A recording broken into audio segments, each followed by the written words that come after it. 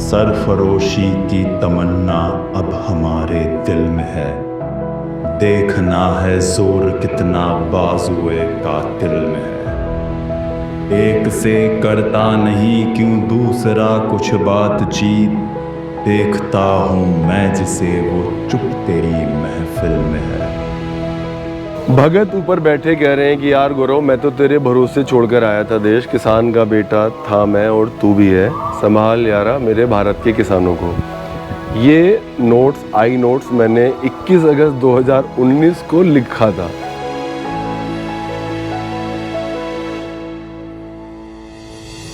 नमस्कार, मेरा नाम गौरव त्यागी है और ये भारत अन्न पद यात्रा का 21वां दिन है। मैं हूँ अभी शहीद भगत सिंह के गांव खटकड़ कला में, और ये मेरे पीछे आप देख सकते हो उनका म्यूजियम है, और इसके बगल से उनके गांव का रास्ता जाता है जहाँ उनका घर था।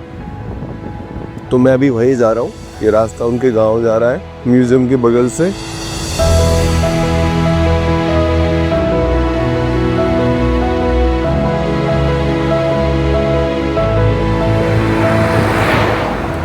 मैं हमेशा से उनके गांव आने का सोचता था, तो मुझे नहीं पता था कि इस पदयात्रा के दौरान उनके गांव आने का मौका मिलेगा। लेकिन कई बार आप कुछ सोचो तो ईश्वर की कृपा से वो संभव हो जाता है।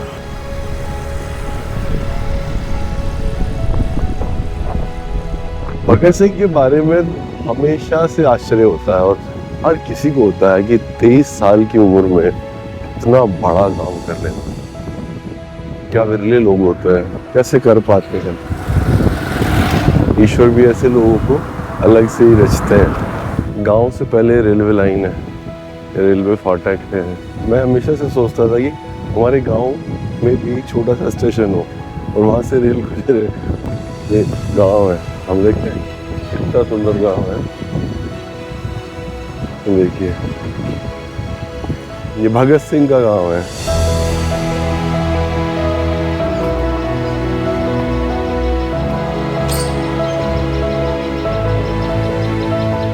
ये शहीद भगत सिंह का घर है।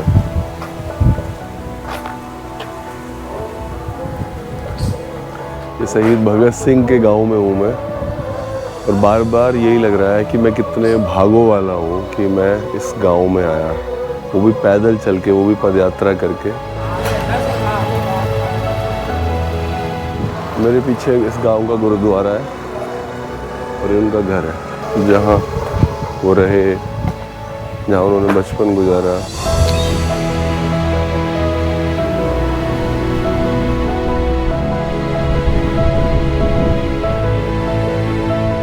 ये मतलब ये सरदार भगत सिंह का जद्दी घर है, पुराना घर है। जद्दी मतलब इनके दादे परदादे जो है यहीं पे रहे हैं। उसके बाद भगत सिंह वो तो स्वतंत्रता सेनानी बन गए।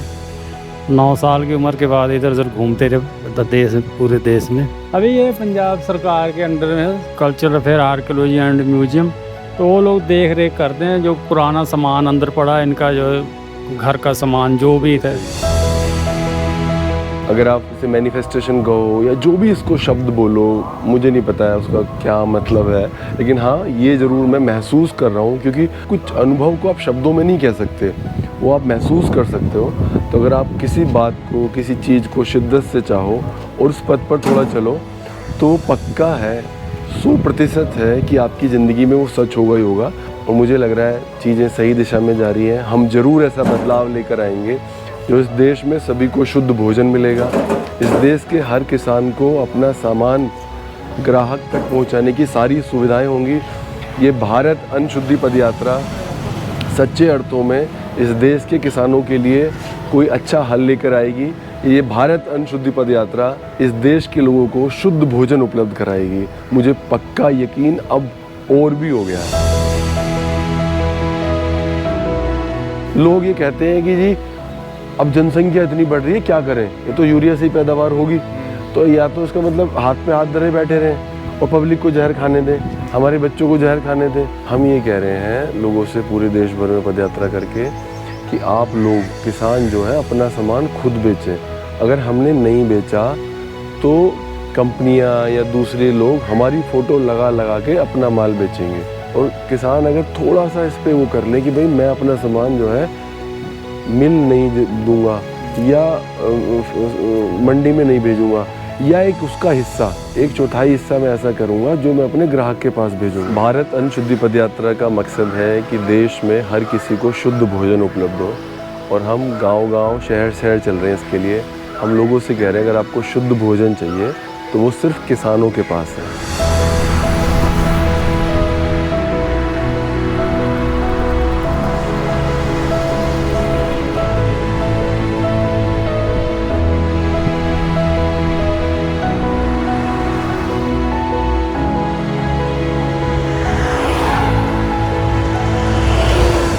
मैं आ गया हूँ शहीद भगत सिंह के गांव से लगभग 21-22 किलोमीटर आगे, और आज खाना वाना कम मिला है।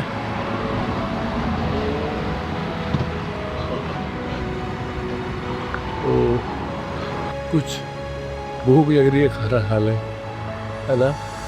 तो भूख लग रही है बहुत तेज़। क्या लाए, ये लाए हैं भाई, क्या से वो मटर खानी पड़ेगी।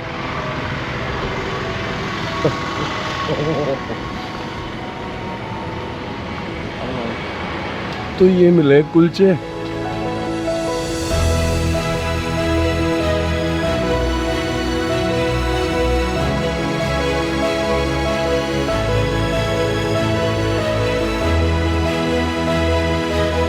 शाम का दिन छिपने से पहले का जो समय होता है ना, ये बहुत राहत वाला टाइम होता है। एक तो थोड़ा टेम्परेचर थोड़ा कम आ चुका होता है, और आसमान में जो सूरज देवता वो ढल चुके होते हैं, तो उसकी वजह से टेम्परेचर कम हो गया होता है।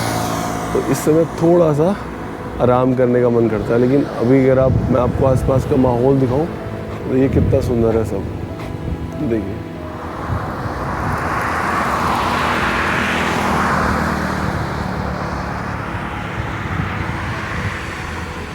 और ये मैं, लेकिन ये वाला समय ऐसा हो रहा होता है ना कि बैठने में भी मुश्किल हो जाता है, और थकान हो चुकी होती है इस समय तक। एक चीज़ दिखाऊं आपको,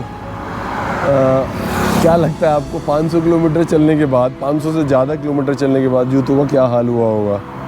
तो अगर मैं आपको दिखाऊं, मेरे जूते कुछ ऐसे हो चुके हैं, ये निकलने लगे हैं जो नीचे से ना, और ये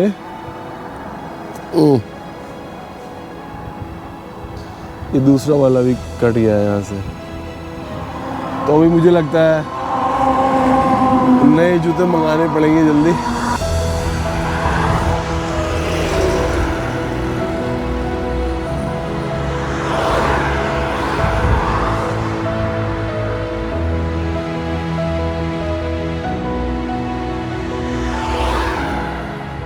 अभी मैं आ गया हूँ शहीद भगत सिंह के गांव खटखड़ कला से 25 किलोमीटर से थोड़ा सा ज़्यादा, और मेरे पीछे आप पेट्रोल पंप देख रहे हैं।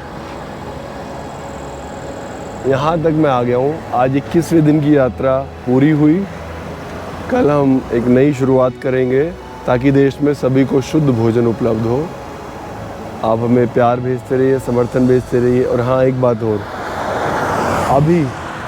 अभी मुझे पता चला है, पीछे खड़े रजत जी बता रहे हैं कि मैंने, यानी इस पदयात्रा ने 555 किलोमीटर पूरे कर लिए हैं अभी। 555 किलोमीटर। ये सब आपके प्यार, आपके आशीर्वाद, आपके समर्थन की वजह से हो पाया है। ऐसे ही आप अपना प्यार, आशीर्वाद देते रहिए ताकि देश में सभी को शुद्ध भोजन उपलब्ध हो। धन्यवाद।